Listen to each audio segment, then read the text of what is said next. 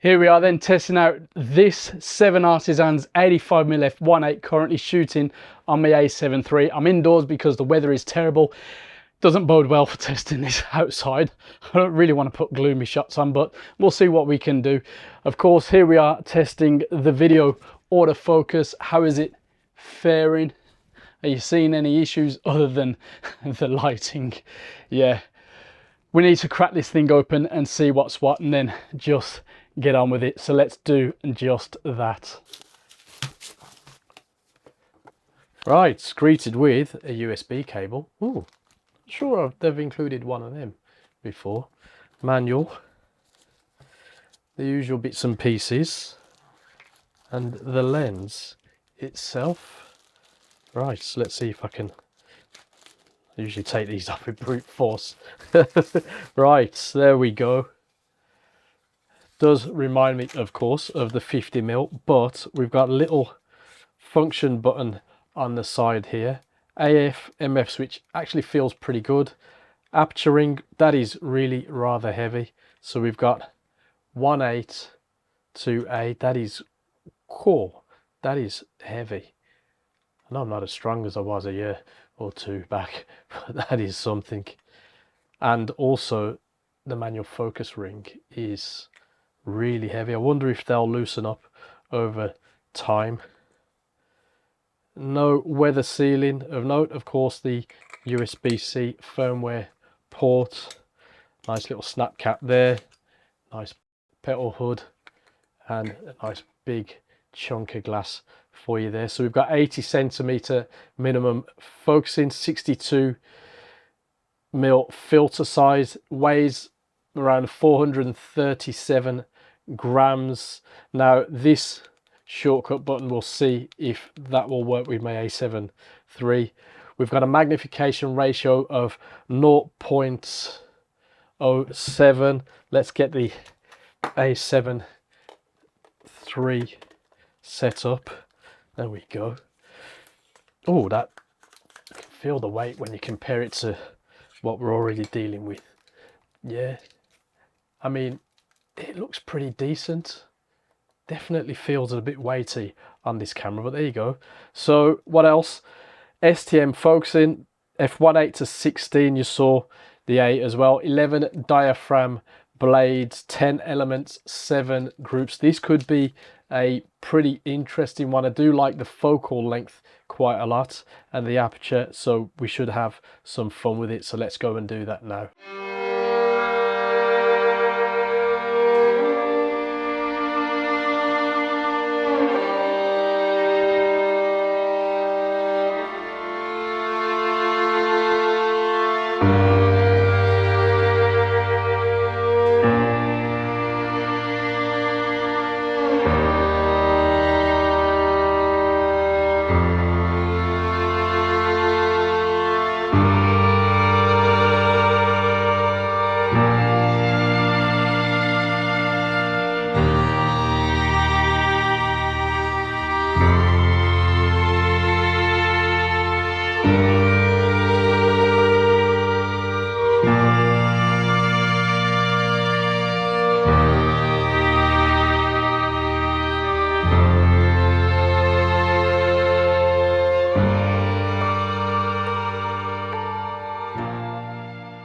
After some use, I have to say I didn't find any major issues with the build and handling, although the rings are probably a little heavier than I'd like, especially the aperture ring, and the lens hood, a little loose fitting.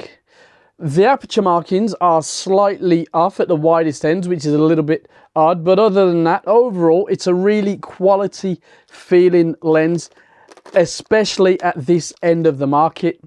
Autofocus, even with my older A7 III, is snappy and precise. You're not going to go too wild and continuous with it, but it's still very good. Another pro is that customizable button on the side, which in my case is programmable via custom key focus hold button. It's not that clear, but it's a lot clearer on newer bodies. That's a very nice little touch that I honestly didn't expect at this end of the market.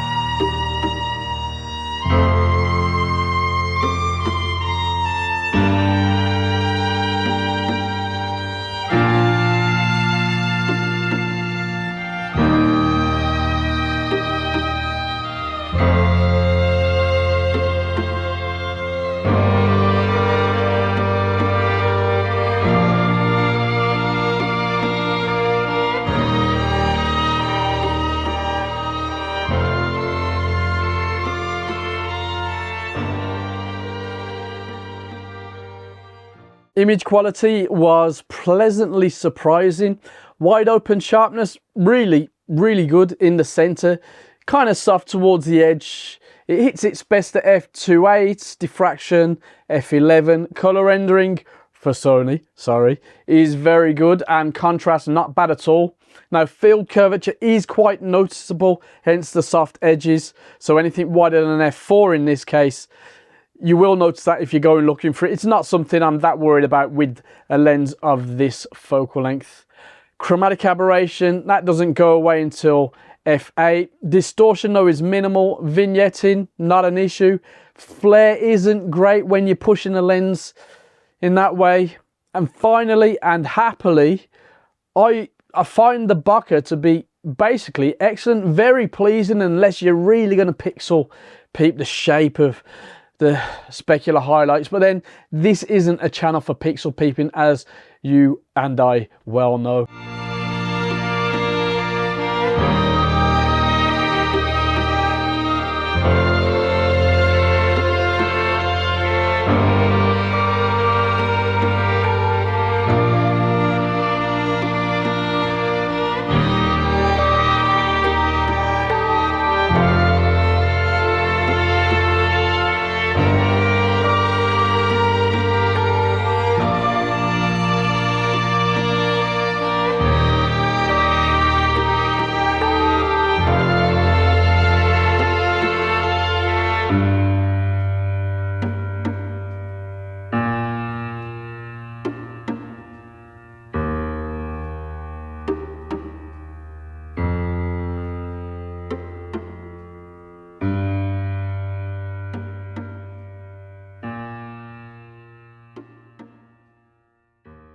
This is the second cheapest 85mm f1.8 autofocus lens for Sony full frame at the point of recording, hopefully. So should you get it? Well, only the maker is cheaper, but we've only tried that on Fujifilm. Yongnuo is the closest budget-wise, still £26 more. And then the next jump is the Sony, which you'd always put your money on, I guess, at $392. You shouldn't bet. Anyway, there's also the Viltrox, $394. None of the alternatives have an aperture ring, which I much prefer, so there's that. So at £279, this lens might be the winner at this end of the market, but I'll be honest, I need to test the rest properly to have a clearer idea. But for now, as it is, I'm happy with this lens, especially at this price. Well done, 7Artisans.